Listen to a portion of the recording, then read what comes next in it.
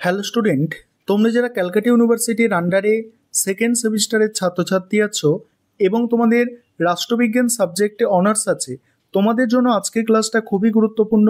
আজকের ক্লাসে তোমাদের SEC 2 পেপারের একটি গুরুত্বপূর্ণ 20 নম্বরের প্রশ্নের উত্তর নিয়ে আলোচনা করব। মোস্ট ইম্পর্টেন্ট প্রশ্ন এটা। প্রশাসনিক ট্রাইব্যুনাল কি এবং এর কার্যাবলী আলোচনা করো। অ্যান্সারটা ভালো করে বুঝবে। প্রথমে ইন্ট্রোডাকশন অর্থাৎ ভূমিকা দিয়ে শুরু করতে হবে। সেখানে কি লিখবে দেখো, প্রশাসনিক ট্রাইব্যুনাল হলো এক ধরনের আধা বিচারিক সংস্থা যা দ্রুত ও কার্যকরভাবে নাগরিক এবং সরকারি প্রতিষ্ঠানগুলির মধ্যেকার বিরোধ নিষ্পত্তির জন্য গঠিত হয়েছে। ঐতিহ্যবাহী আদালতের মামলার ভার কমানো এবং নাগরিকদের দ্রুত ও কম খরচে ন্যায় বিচার নিশ্চিত করাই এর মূল উদ্দেশ্য। 1947 সালে ক্রাউন প্রেসিডিং আইনের ভিত্তিতে ব্রিটিশ আমলে প্রশাসনিক ট্রাইব্যুনালের ধারণাটি গড়ে উঠেছিল। স্বাধীন ভারতে 1976 সালে 42তম সংবিধানের মাধ্যমে সংবিধানে প্রশাসনিক ট্রাইব্যুনাল প্রবর্তন হয়, যার মাধ্যমে বিচার ব্যবস্থার একটি গুরুত্বপূর্ণ পরিবর্তন সূচিত হয়। এটা তোমরা ভূমিকাতে লিখবে। ভূমিকাটা এত ভালো করে লিখতে হবে যাতে প্রথমেই যিনি পরীক্ষক দেখবেন তিনি বুঝতে পারেন যে না, এর কোয়ালিটি আছে। তারপরে দেখো, প্রশাসনিক ট্রাইব্যুনাল কি দেখে নাও। প্রশাসনিক ট্রাইব্যুনালকে আধা বিচার বিভাগীয় সংস্থা বলা হয়।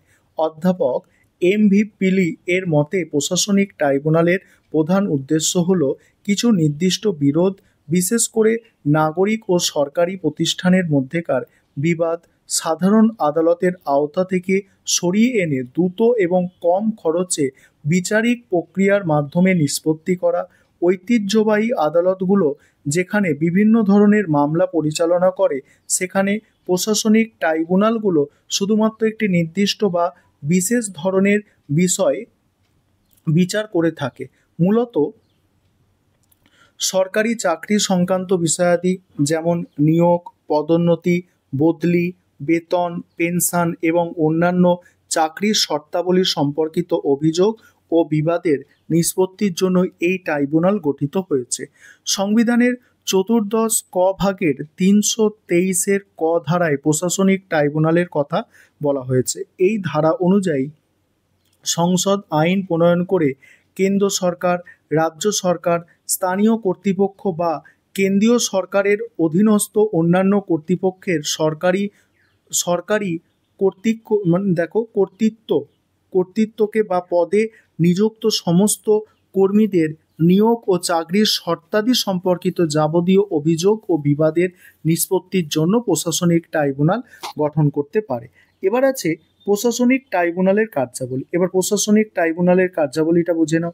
এখানে কি বলা হচ্ছে দেখো, প্রথম হচ্ছে চাকরি সংক্রান্ত বিরোধ নিষ্পত্তি। প্রশাসনিক ট্রাইব্যুনালের প্রধান কাজ হলো সরকারি চাকরিজীবী বা সরকারি উদ্যোগসমূহে কর্মচারীদের চাকরি সংক্রান্ত সকল প্রকার বিরোধ যেমন নিয়োগ, পদোন্নতি, বদলি, বেতন, পেনশন, ছুটি এবং শাস্তিমূলক ব্যবস্থা সংক্রান্ত অভিযোগের নিষ্পত্তি করা। এতে করে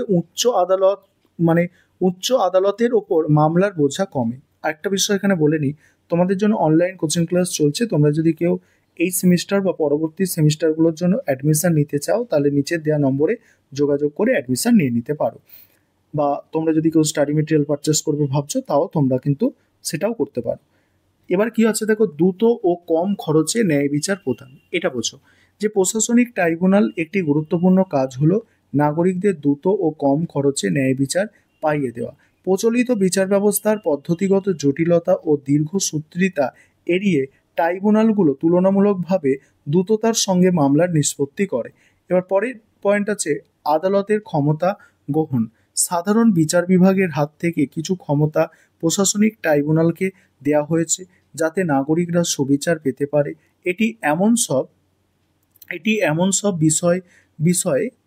সব বিষয়ে বিচার করে যা আগে প্রচলিত আদালতগুলোর আওতায় ছিল এবং সেখানে বিচার পেতে প্রচুর সময় ও অর্থের প্রয়োজন হতো। তারপর হচ্ছে দেখো আইন প্রণয়ন ক্ষমতা।